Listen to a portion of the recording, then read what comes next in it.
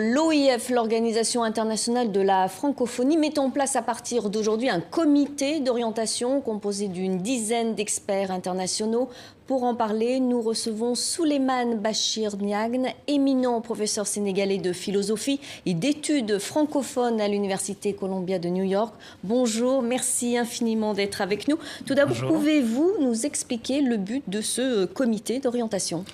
Alors, vous le savez, l'OIF avait déjà un observatoire de la langue française qui était chargé de faire rapport à intervalles réguliers sur l'usage de la langue française dans le monde. Et l'OIF a jugé nécessaire de se doter d'un comité d'orientation qui s'occuperait de manière plus précise des dynamiques culturelles et linguistiques dans le monde. Alors, le comité qui a été mis en place, vous l'avez dit tout à l'heure, une dizaine de mes collègues travaillent à ce comité. Nous venons juste à l'instant, ce matin, d'être mis en place à l'OIF. Nous aurons une fonction de conseil, une fonction d'analyse prospective et une fonction de proposition et de validation également auprès de l'OIF et en particulier auprès de la directrice, Mme Youma Fall, pour voir un petit peu les dynamiques linguistiques et culturelles à travers le monde. Alors, je le disais, vous êtes professeur d'études francophones et de philosophie. Quel est votre rôle précis dans ce projet? Vous avez tous des profils un peu différents. Oui, nous avons des profils différents. Nous sommes tous des universitaires et nous sommes tous, à un titre ou à un autre, associés au travail que mène l'OIF depuis un certain nombre d'années. Et également, nous partageons d'être, je dirais, attentifs au monde de la culture. Et donc, voilà, il s'agit pour nous, j'ai un autre collègue philosophe, un collègue historien, nous venons d'élire... Certains que vous aviez déjà rencontrés. Certains que j'avais déjà rencontrés. Nous venons d'élire à la tête de ce comité Mme Bernadette Dufresne, qui est historienne du Centre Beaubourg, en particulier, entre autres choses qu'elle fait. Voilà donc un certain nombre de profils différents. Et comme je l'ai dit, nous partageons tous cependant un intérêt certain pour la culture et nous partageons d'être attentifs à ce qui se passe dans ce domaine-là, dans le domaine de la diversité. Vous savez que la diversité est un des piliers de l'Organisation internationale de la francophonie. Et donc, voilà ce que nous partageons. Avec nos différences, nous aurons ce rôle qui consistera à proposer des études et des rencontres à l'OIF. Et ces études seront publiées et disséminées le plus largement possible. Alors, on en parlait tout à l'heure. Est-ce qu'il faut valoriser, selon vous, les langues régionales ou minoritaires? Oui.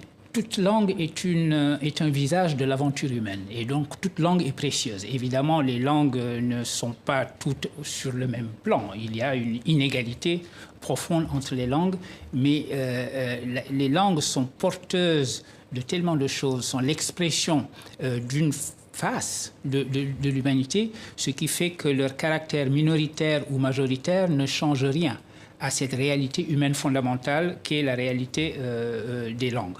Et c'est la raison pour laquelle l'OIF et nous-mêmes, à titre individuel, sommes fortement engagés dans ce travail de promotion, de protection et de promotion des langues dites minoritaires.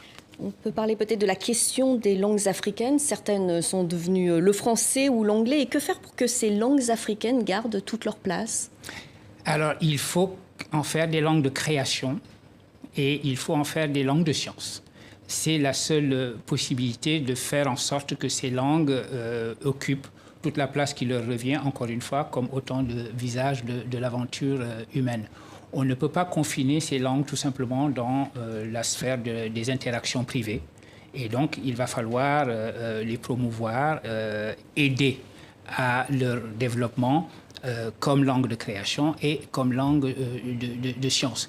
Vous savez, j'ai ma collègue et amie Elisabeth Boilly, qui est professeure d'études francophones à Stanford, fait une distinction que je trouve très jolie et très juste entre ce qu'elle appelle les langues d'Afrique, c'est-à-dire les langues comme le français, l'anglais, le portugais, l'espagnol, qui sont devenues des langues d'Afrique, qui sont la langue que nous avons en particulier, vous et moi, en partage, et des langues africaines. Voilà. Et donc, penser ensemble langues d'Afrique, langues africaines. C'est un petit peu aussi, entre autres, la fonction de ce comité que nous avons mis en place, puisque c'est la mission de l'Organisation internationale de la francophonie. Vous écrivez en français, en anglais, et dans quelle langue vous vous sentez le plus à l'aise pour communiquer ?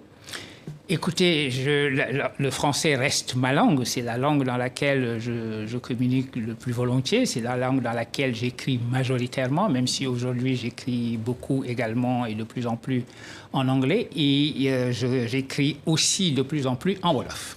Voilà les 3 langues dans lesquelles j'écris, majoritairement en français, beaucoup en anglais et de manière incoative, mais ça va se développer en wolof. Merci beaucoup pour cet entretien, Souleymane Bachir Niang. Je rappelle que vous êtes professeur de philosophie et d'études francophones à l'Université Columbia de New York. Merci beaucoup pour cet entretien.